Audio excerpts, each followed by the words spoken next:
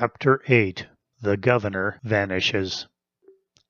Far below the surface of San Luis, white-hot rock, flowing like incandescent molasses, forced its way upward under enormous pressure. Sometimes the magma remained quiet for hours, pulsing slightly like a living thing. Then it would melt its way through to a weakness in the Earth's structure, creating a new channel for its upward flow. In one new channel was basaltic rock with a higher moisture content than the magma had encountered before. As the moisture turned instantly to steam, it expanded with sudden violence, and the earth shook with the force of the explosion. Far above the pocket, Rick Brant felt the earth tremble and shook his head. The tremblers were increasing in frequency, although none had been as violent as that first day's earthquake. The boy looked at Scotty. His pal's face was grim. The scientists around the work table had paused, too, as they felt the earth tremble. Esteban Balgos said quietly, El Viejo is getting ready. If we are going to act, it must be soon. Act? Connell demanded. How? Balgos shrugged. That is what we are here to decide. Rick watched the geologist's face. He was sure that Connell, for reasons unknown, was trying to slow down the project. He was satisfied that the man had stolen both the initial tracings and the dynamite. He also knew that Connell lied. On their return from trailing him to Casa Guevara, the boys had found Connell having a cup of coffee in the dining room and had asked casually where he had gone. He had muttered something about going into Calor for a supply of cigars. Hartson Brant asked, What do you make of this series of tracings? My own opinion is that we have found a structural weakness through which the magma will move, but the weakness does not extend far enough upward to give any idea of the channel the magma will take to the surface. The scientist pointed to a series of blue lines as he spoke. Dr. Williams examined the lines, then took his pencil and began to sketch rapidly on his cross-section drawings of the volcano and the earth under it. Rick watched as the sketch took shape. From the upper lens-shaped magma, Williams was drawing a series of lines that changed direction, moving towards the western side of the island. Then, across the top of the upward-moving lines, Williams drew a horizontal line. Those upward strokes are the fissures shown by the tracings, he said. Notice that they stop at that horizontal line. My guess is the horizontal line represents an unbroken stratum that will probably stop the magma temporarily. We may even have another one of those lens-shaped pools develop there. Big Hobart Zircon poked at the sketch with a huge finger. Jeff, how far below the surface is that stratum? Slightly over a quarter of a mile, I'd guess. It's hard to be accurate within a few feet. On that side of the mountain, the ocean bottom is a few hundred feet below sea level. I'd say the hard rock is probably 1,000 feet below that. Zircon rubbed his chin thoughtfully. If we could somehow breach that hard rock and allow room for the magma to flow upward, what would happen then? He inquired. Esteban Balgos exclaimed excitedly. Once through the layer of hard rock, the magma would encounter plenty of surface water. Look at Jeff's sketch. Above the hard rock there are many fissures, which must have a high water content. If the magma reaches those, we will have a violent eruption through the western side of the mountain, probably right about sea level. Rick could see instantly what Balgos meant. Dad, an eruption on the west side would be perfect. The mountain itself would protect Calor and the rest of the island. That's true, Rick, Hartson Brant agreed. The problem is, how can we possibly create a break in a layer of hard rock so far underground? David Riddle answered him. There's one way. Drive a tunnel through it. All eyes looked at him. Can it be done? Julius Weiss demanded.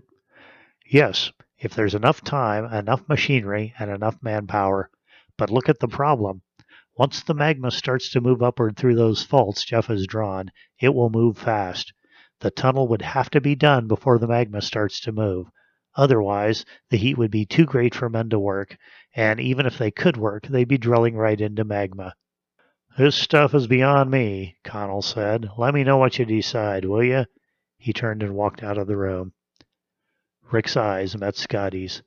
The ex-Marine nodded, and in a moment They quietly slipped out of the room. Julius Weiss demanded, "Are you seriously proposing that we drive a tunnel for over a quarter of a mile almost straight down through solid rock in time to save the island?" Riddle shrugged. "Do you know of any other way of releasing the magma safely? I don't." "Perhaps it could be done," Hartzenbrandt said thoughtfully. "But, as Dave says, we'd need time, machinery, and manpower. I'm sure we can get the machinery and the manpower from the governor, but do we have the time?" Balgos and Williams looked at each other. They were the experts. It was up to them to say. "How long, Jeff?" Balgos asked. "I don't know. If we assume the magma will continue rising at roughly the same rate we've measured during the past few days, I'd guess maybe 2 or 3 weeks. On the other hand, the magma could find weaknesses we haven't detected yet. We may have only a few days." "We'll have to try," Hartzenbrandt stated. "If the governor can give us the entire labor force of the island and all available earth-moving machinery, we at least have a chance. If we do nothing, there's no chance at all. I think we should pay a visit to the governor right now." Scotty came back into the room. "Connell's in his room," he reported. "I think he made a telephone call, but I can't be sure without checking with the switchboard. Shall I?" "It doesn't matter," Rick told him. "We're on the way to see the governor. Connell can't stop things now." The scientists were already moving through the door into the jeeps. Within a few moments, the small convoy was moving down the mountainside toward Calor and the executive offices. Inside the cool white stone building, the group waited while Esteban Balgos went off to see if the governor was available. He came out of the executive suite with a look of concern on his face. "The governor is not in," he reported. "His secretary does not know where he is. The secretary is worried. Montoya didn't show up at all this morning, and his resident says he left at the usual time. I think we'd better see the lieutenant governor." Rick started to speak, but thought better of it. Connell had not come with them, and his visit to Guevara could mean nothing. Jamie Guevara was a tall, thin man with a hawk face and a tiny goatee. Hartzenbrandt, as spokesman, got to the point right away. He described the reason for their coming and their findings to date. He stressed the need for fast action.